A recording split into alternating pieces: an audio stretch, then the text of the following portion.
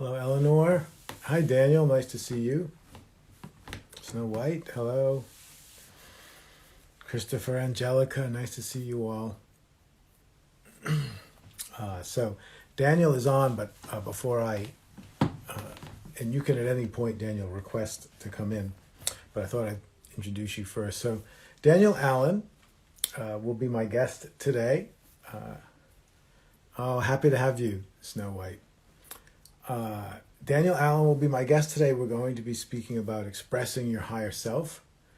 Daniel is someone I met through Instagram. I started noticing his posts some months ago, and then we responded back and forth to each other. And then I guess maybe a month or 2 months ago, he came on live with me, and I just found it so delightful to talk to him and so fascinating to compare his background and his way of thinking with my own that I had told him after we had our first live together that I was looking forward to him coming back.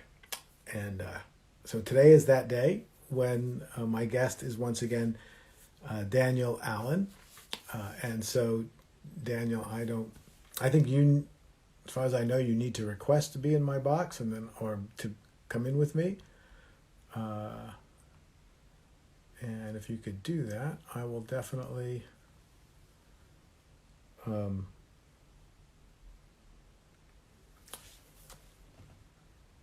invite you in here.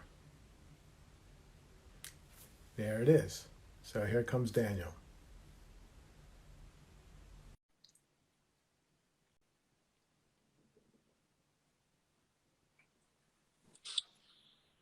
Hello, Daniel.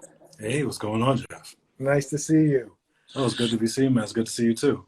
Yeah, and just for the benefit of anyone who may not know you,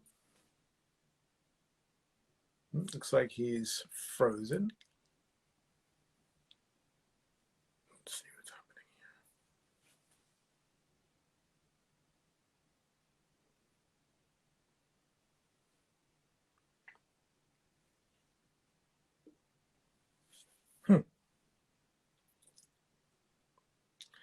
I'm guessing he'll be back.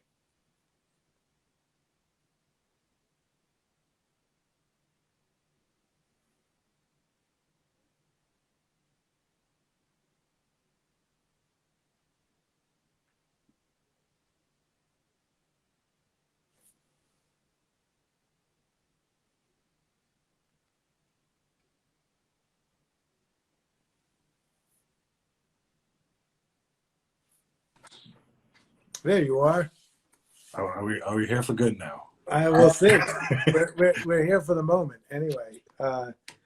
So I was just going to say, for the benefit of people who may not have been on with us last time and maybe seeing you for the first time, would you say just a few brief words about what you're doing on Instagram and what you're all about? Sure. Well, thanks again for having me. Now it's second time here. And what I'm all about is growth and human potential and performance and really living from that space of the higher self. You know, the space beyond the physical, that connection with spirit. I really enjoy walking with people and supporting them in their efforts to achieve those levels of higher self-expression. I do that through coaching, through holding different public events virtually and in person.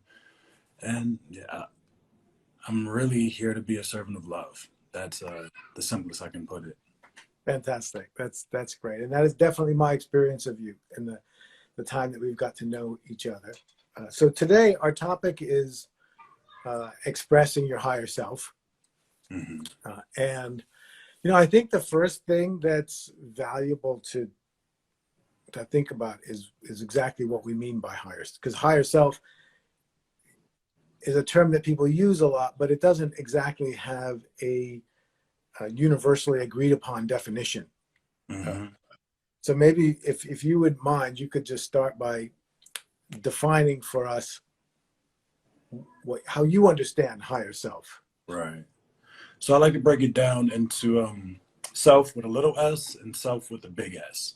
The self with the little s is really the part of us that I was spending time writing my book last night or into this morning, and the way I define it is that the little s self is a part of us that doesn't exist. And when I say it doesn't exist, I mean that it's malleable, it's fluid, it's constantly changing. It's the part of ourself that we believe that we are. Oftentimes, it's that part of us that's influenced by our parents, by our neighborhoods, our culture and society, and really just the world around us. Whereas S with the big S, S with the capital S self, um, that is the part of us that is. Mm. That is our essential nature as spirit. That is our essential nature as being one with source.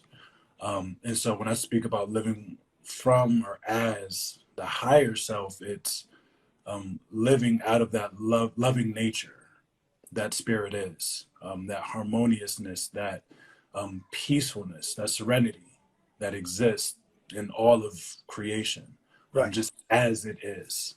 Yes, that's fantastic. I mean, building on what you're saying, that smaller S self is essentially a self concept or a self image. It's Exactly. a collection of ideas that we believe describes or defines who we are, and we've become so identified with that concept of ourselves that we effectively live in the world as that concept. Mm-hmm.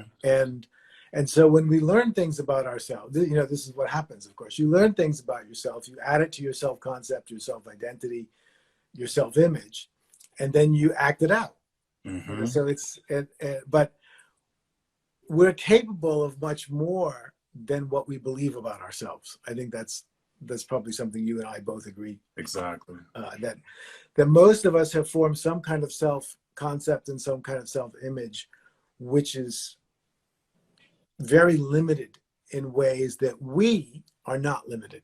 But Mm-hmm. as long as we think we're that self image, then we think we're limited in those ways. We think we're the kind of person who can't do this or can't do that or isn't good at this or isn't good at that. When in fact, we often find that no matter how deeply we believe that we can't do things, there's a lot of things we can do anyway. Mm-hmm. And so, you're saying there's the self-concept, the self-image, or the me, the part of us that we can talk about.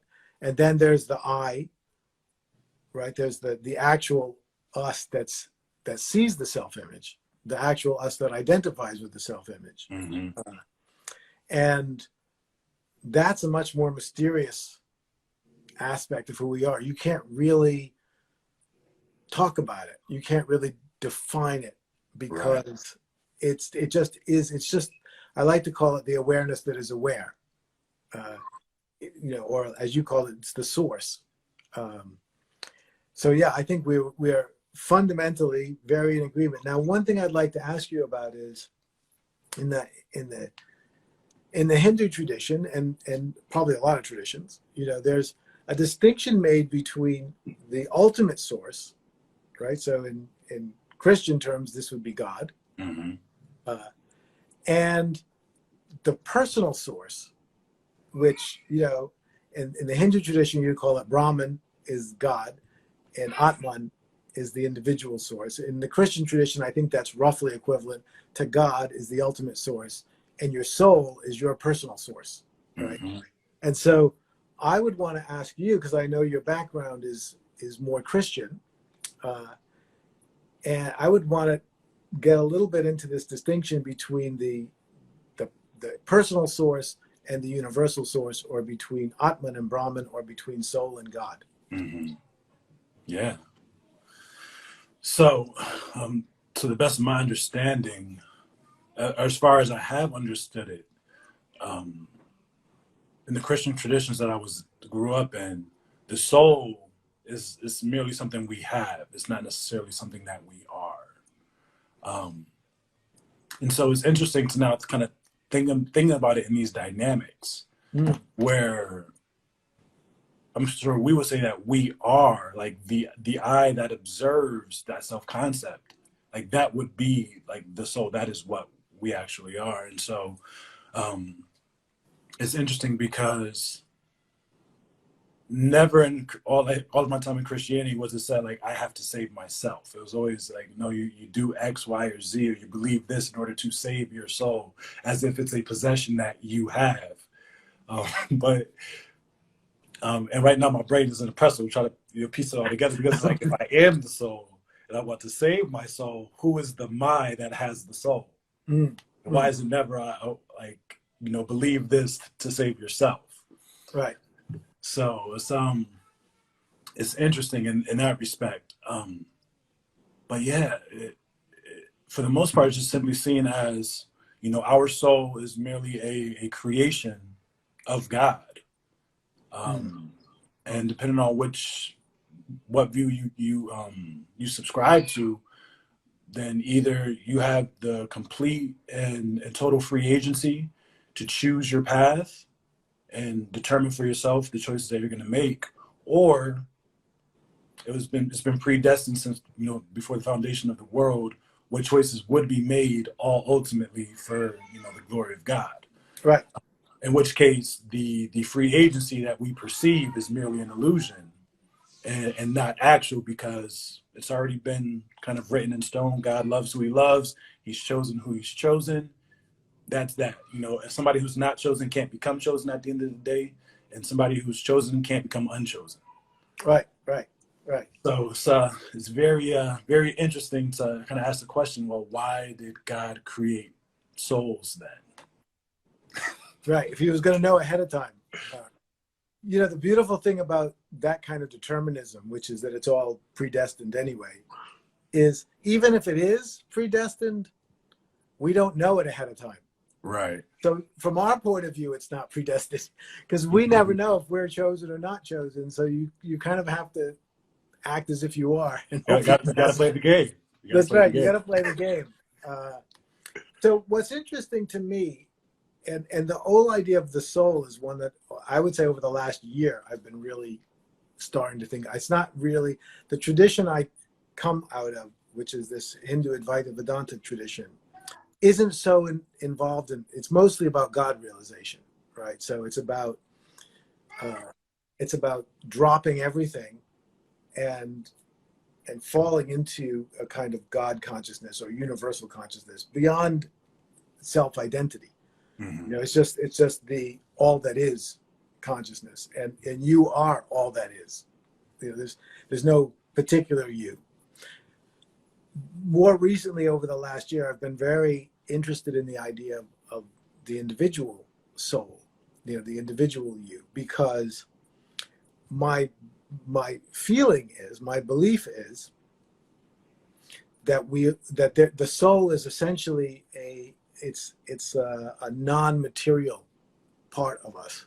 It's some kind of an essence of us, and that each of us, I don't have the same soul that you have. Ultimately, if we let go all the way back, to Brahman, to God, there's only one God. You and I are one, right? The ultimate source that's looking through my eyes at you is not different than the ultimate source that's looking at your eyes through me. Yeah. But that source is going also through a soul. So I have a soul and you have a soul, and it's not the same. But our souls have a certain potential that they can realize. And so when I think about higher self-expression, I think about the manifestation of the full potential of our soul. That a soul came into being with a certain potential, a certain highest possibility. And if we are interested in higher self-expression, what we're interested in is manifesting the highest potential of our soul, which I think you would agree with, but I'd love to get your thoughts on that. Mm-hmm. Yeah, so I would agree with you that is essentially what we are here for. And as you speak about like the individualized soul, the individualized essence, being individualized from the one singular source is interesting to think about, because it would be as if each, how can I say this? If you were looking at the sun, like each individual sunbeam has its own qualities and characteristics and own potentialities. And so, if I'm understanding your question correctly, you're getting at how it is we best live into that. Yeah. Yeah. Yeah. Mm-hmm. Okay. In my view, at the foundation, that starts by living in our highest excitement. You know, it's like that, those things that we're kind of drawn to and the things that attract to us when there are no pretenses, there are no obligations, there are no have tos or shoulds. It's like, what do we like simply because we like it? Or what gives us the most energy to be engaged in at 3 a.m. after we've been at it for the last 7 hours? Right. But we're not tired yet. We feel like we can go another 4 hours, another 5 hours, you know? It's because we're as I'm being invaded, we are in tune with that source of life flowing through us. And so when we're linked up with that source of life, then that kind of charges up our physical selves in order to continue to go. Right. A question that I field often is, well, how do I know what it is that I'm here to do, or how do I know what it is I want to do? You just get used to all the English language and parlance. Oh, he'll be streaming soon. Finding out exactly what it is that our soul is calling from us and calling for us, it takes getting quiet, or it takes remembering, like, you know, when we were like this age and 5 and 6 and 7 years old, like what were we naturally involved in? Like my daughter Aria is here. She's an artist, like through and through. She paints, she draws, she dances, she sings, like she loves ballet. And we didn't install any of that in her. That was already, that came pre-installed in her. That was like her thing. And me and her mother, we recognized it as our responsibility merely to nurture that and help her cultivate those natural abilities. Now, if we were, you know, the type to say, oh, well, there's no money to be made in being an artist or being a dancer, spend your time, like be a doctor, be a lawyer. Like we're doctors and lawyers in this family. This is what we do. Then she will grow up with those shoulds, those external standards, and she might forget about being a dancer, or she might remember the trauma of, you know, being told she couldn't dance or it wasn't worth it to paint. But practically, literally from her day one, that's what she's been into. And so for all of us as individualized expressions of the all, there are certain things and gifts and talents and things that we all innately have. For some, it's cooking. For others, it's speaking, and for some, it's, you know, being of service to others in various capacities. And it's just a matter of really getting quiet, being in tune with those aspects of ourselves. Please don't break that light. and really just kind of following it to its most natural end, I'd say. And really allowing it to manifest through us and what we create. And that's very fascinating, because I'm just thinking about my own, you know, my personal experience. You know, when I was your son's age, the only thing I loved was art and fish. Mm-hmm. You know, I loved art, and I loved like television shows about the world under the sea. And so I spent all my time drawing fish under the ocean. And so, of course, as I grew up, I thought I wanted to be an oceanographer, you know.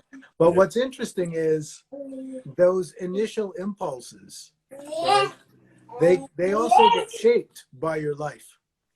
And I at some point realized that what was so fascinating to me about the underwater world of fish was not that they were fish or that they were underwater. It was that there was another world right here on this world, you know, like, right, that there was this planet, and there was the world of the land, which is the one I knew, but then I had discovered there was another world. And I realized that that interest in the other world got transferred to the spiritual world. So as an adult, the only thing I was interested in were the spiritual worlds, were these realms of existence beyond the familiar perceptions of the world. Right. And so, you know, I could see it was there from childhood, but it got shaped somehow through the course of my life. And I think that happens to people. That's where there's this mix of what you were talking about between destiny and free will, right? Because there is something that we're born with. There's a hardwired something that we come in with, and that excites us. That gives us energy. That's what we'll pursue. That we're going to pursue it anyway, you know, one way or the other. But then the choices that we make in life bring us in different directions that shape how that spark is going to manifest. Sure. You know, and some choices you make will make it manifest more. Other choices will tend to make it recede. But I guess as a coach, one of the things that you do is help people make choices that will positively influence and shape the manifestation of that whatever it is, that soul essence quality that wants to come through. Yeah. As you're talking, I remembered having a similar experience myself growing up. I was into drawing. I was into like classical music and things like that, simply because it was different. You know, it wasn't I don't think I met another classical music fan until I got way older. And so it wasn't necessarily that I enjoyed drawing or classical music in and of themselves, but there was this deeper aspect of creating, right, and being drawn to the unbeaten path, if you will. And so for me, and in my essence, I've recognized myself to be a creator and a disruptor of what's happening around me. So when everybody in my life is going one way, I'm usually looking over here. It's like, okay, what are we going to do that way? But for a long time, I did go with the crowd, like you said, like that. Those desires can get shaped by our surroundings, and so that led me to play football and spend a lot of my time developing my body physically, and that also led to my infatuation with church. Granted, I loved Bible stories growing up, but there was looking back, there was something else there. Oh, you stuck, buddy? Wanna head out? Excuse me. It's okay. Wanna head out? Oh, you want to stay? All right, stay. I can draw on that one. That's Daddy's paper. Here, you can draw on this. Here, that's true. And so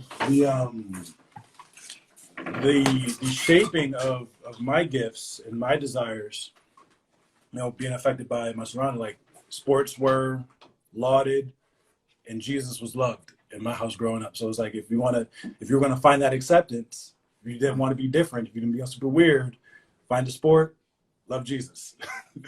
Simple formula. Yeah, it wasn't it wasn't a bad thing. Right.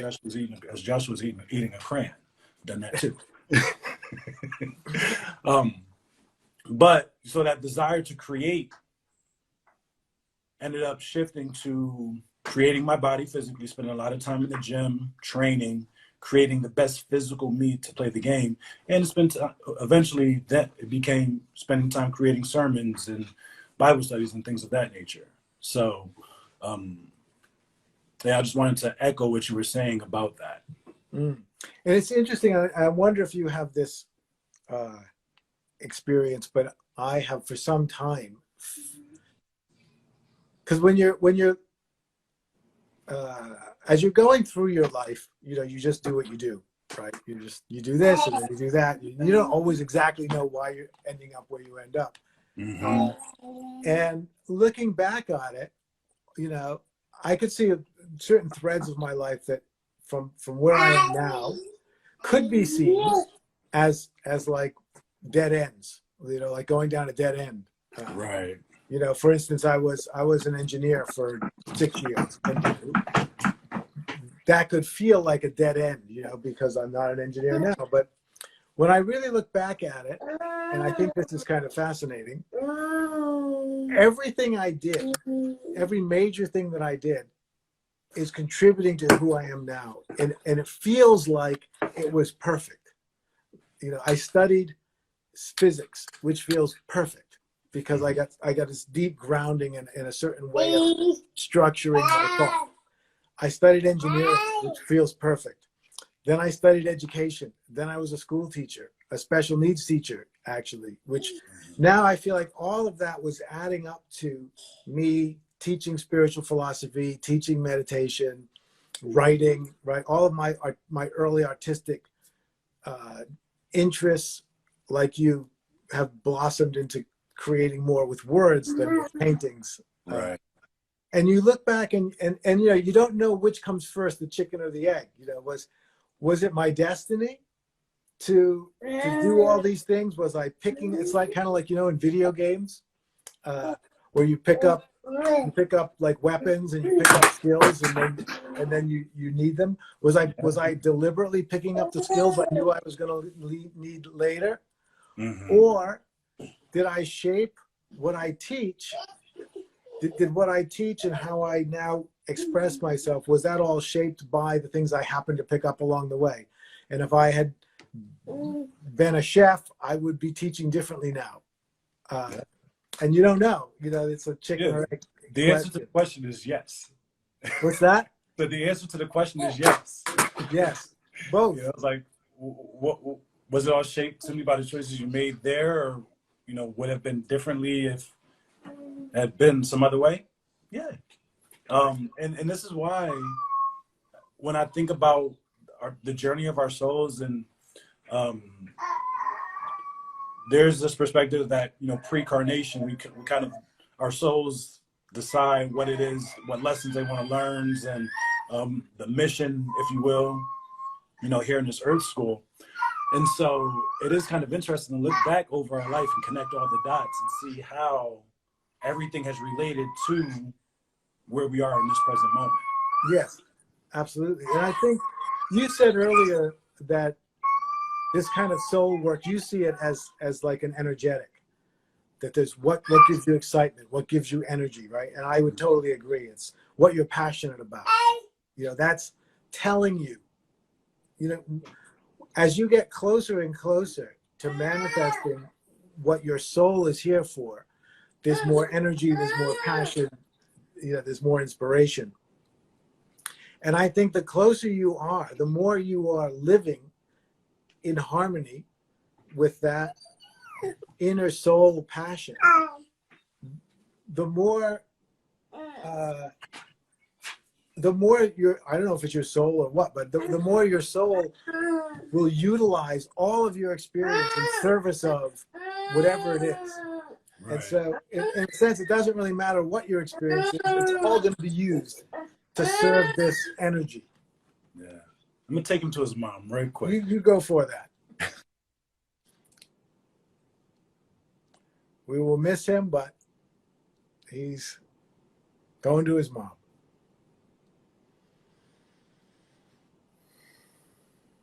But yeah, to repeat that point, I feel like, so I'm just repeating what I said and repeating partly what you said, which is our soul essence, you could think of it as an energetic vibration, a certain frequency, which is ours to sing at in this life.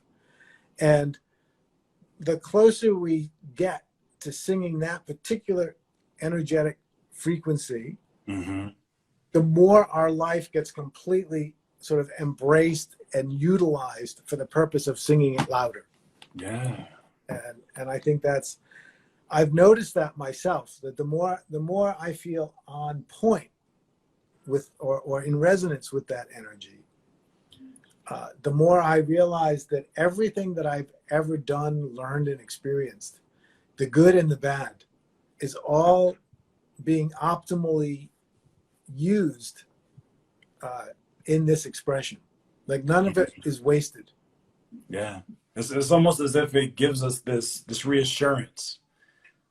Because when we're in that alignment, when we're singing that song, and I love that metaphor you use, when we're like in tune, and on beat, on key, it's almost as if like there's something inside of us that says, "I knew it. I knew there was something here. I knew that like this was it, and I found it." And because we weren't consciously aware of it previously as much, and it's become more manifest inside of us, we can say, wow, okay, what else has been there the entire time? And so when we look back and see all the synchronicities and the way things have worked together and how our entire life up to this moment has been used and is being used, it adds to the tenor and to the tone of that song that we sing. Yes. And so one thing that's talked about just in general, especially in like reality creation, is this idea of, like attracts like, or what you have, you'll have more of. And so when you're energetically in tuned, aligned, walking your path, making it happen, and your outlook and your perspective of life is wider and more brighter, it's like you bring more of that in. And you're able to see things from different angles and perspectives that you maybe hadn't considered previously.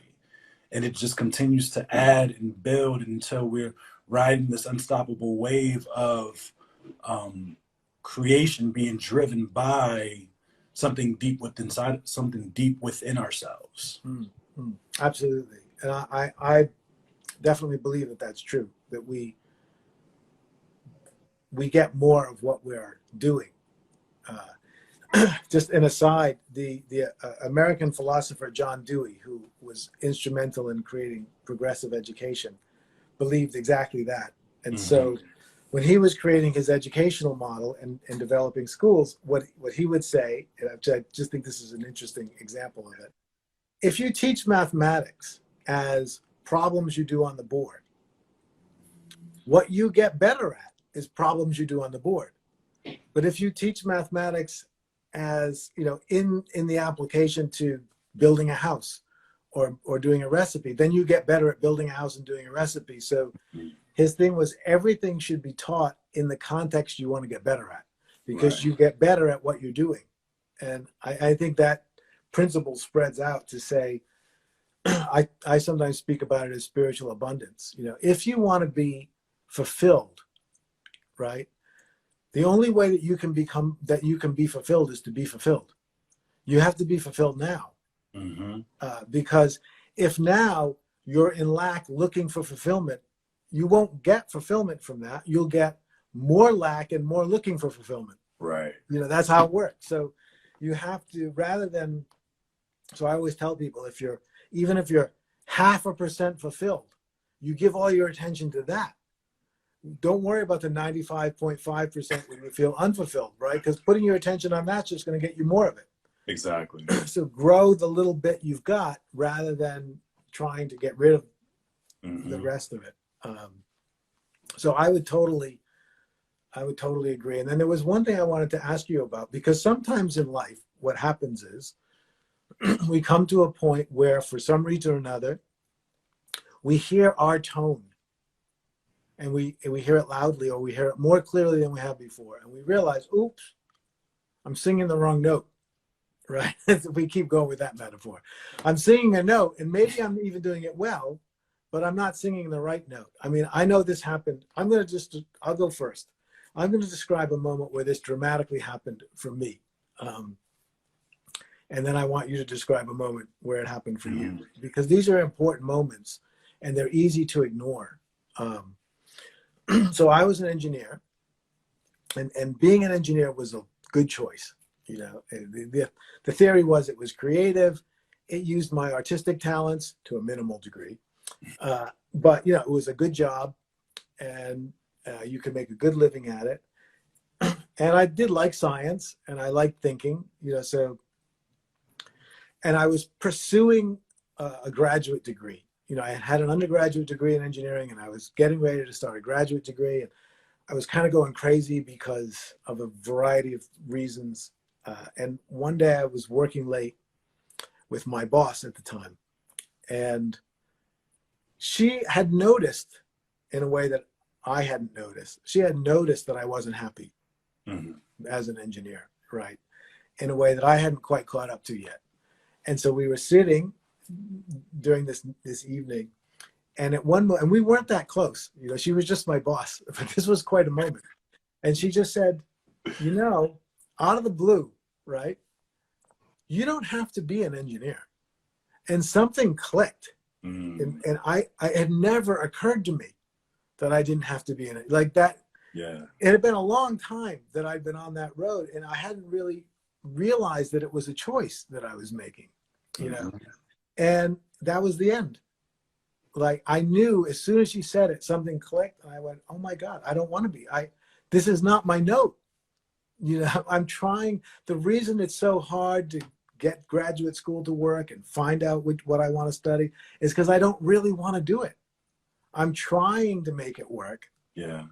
And I was pretty good at it. I mean, I was making money and I did a decent job, you know, and I'm sure I could have gotten a graduate degree, but I just realized this was the wrong path. And pretty quickly I left that career. It was scary, but I left the career of engineering and I decided I wanted to teach school, which turned out also not to be quite it, but it was a closer approximation. You know, it's like we got closer. So I'm curious if there's a moment in your life where something similar occurred, where you realized you were heading down the wrong path.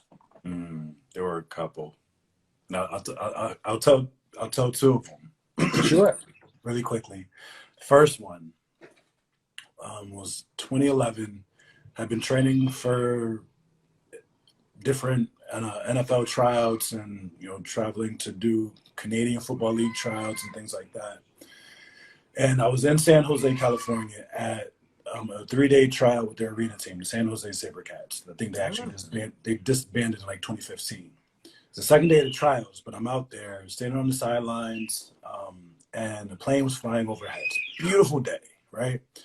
As the plane's flying over my head, I said to myself, just out of the blue, it's like, what am I doing with my life? I'm out here playing this game. My life is more than this. And it was at that moment I recognized that the love of the game that I had grown and was completely not there anymore. And instantly I was able to look back over my entire football career from the moment I started playing as a freshman in high school. I could see every moment where my soul was shouting, why are we doing this? You know, like the constant, like head-on collisions with other kids and stuff. It was like, why are we putting ourselves through this? Just the pain that's experienced in the weight room, as beautiful as it is. I recognized if I wanted to grow and develop my body, I could have done that without the head trauma, right? Exactly. So that was one. The second one, I think is a tad more significant just in terms of the gravity that I felt with it. It was back in 2020.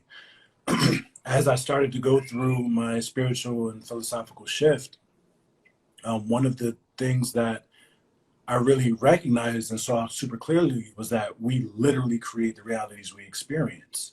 It is based off of, you know, our beliefs, our expectations, our assumptions about the world. And so one of the things I sat with one night was whether or not I wanted to be a pastor. So in 2011, the church I was in was the church I grew up in. I become a licensed minister. So I started preaching in 2011. And since then I had been, you know, teaching and preaching and doing all of that. And so in my mind, I was like, okay, my end goal is to be a pastor one day. And so like that was kind of where my focus was, because again, I'd grown up in church. This is what I now recognize I had done to, you know, kind of gain this affirmation and acceptance and have this community of people around me supporting me, like cheering me on and really affirming me in that regard. And not to mention, I looked up to a lot of preachers and pastors and bishops and people like that. You know, they were cool to me. And so I was like, you know, that's what I want to do. You know, I was hired as a police officer back in 2014. And I was like, if I were ever going to leave that job as a police officer, it would be for a job in ministry. And that was where I set my focus on. Until one day, I forget what month it was, but in 2020, sitting there thinking to myself, it's like, wait a minute, do I want to be a pastor? Mm. And I sat with it. And I didn't answer right away because I was afraid of the answer. The moment I asked the question, I already knew the answer. The answer was I didn't want to be a pastor. I had wanted to be a pastor because I believed that that's what was the best choice for me. Like, of all the options that I had, everything that was presented to me, that was like the best decision I could have made. You know, it's an honorable thing, serving God, serving people, doesn't get much better than that. But I recognized, okay, no, I have gifts of teaching, I like speaking, but I may not want to do it in that context. Right. And so to come to that conclusion and realization was really heavy for me, because immediately I was like, well, okay, eventually I'm going to step down from leadership in my church, in which I did that November. And eventually that just kind of led to me stepping away from church as I've known. And so, yeah, it's interesting how those moments just kind of pop up for us. Mm-hmm. And maybe now there's somebody watching this or who will watch this. If I could share this with you, recognize that all that you see in your life right now, all that you're doing and experiencing, is not all there is. And as Jeff said in his story, you have a choice. Right. As I didn't recognize that I had a choice to choose something different, you have a choice to choose something different. Right. And so explore the possibilities for yourself. That's great. And that's probably a great, this is a great thought to end on with what you're sharing here, because in both of our cases, both of the stories that we shared, one of the things that was the same, and I see this over and over again, I'm sure you do too, oftentimes we're making the best choice we can within the limited range of options we assume is open to us. And things change when I realized I don't have to be an engineer. Suddenly and then like my head went crazy because I thought, it's true, I could be anything. Like a whole universe of possibility opened up that I had literally not been considered. The same thing happens when you realize you're not going to play football, and it's scary because you don't know what is next necessarily. Mm-hmm. But just like you just said, which I think is very powerful, it's always valuable to consider, what are the options open to us right now that we don't see? Where are the open doorways that are that open into completely different possibilities that for whatever reason we're just blind to that door. Yeah. We don't recognize it, because most people who are going to come to work with me or come to work with you, most of us, I honestly do want to express our higher self. We just are looking, we're just looking in too limited a range of possibility for that to happen. And I know I've seen people jumping on the call. Wait, I'm sorry, I haven't been saying hi to you all, but we've been engaged here. But so many of them that I know are they're on their path, and I'm sure it will change and get shaped over time. Yeah. But their goal is to fully manifest their soul's potentials in the way that we're talking about. For sure. So, Daniel, it's fantastic to talk to you again.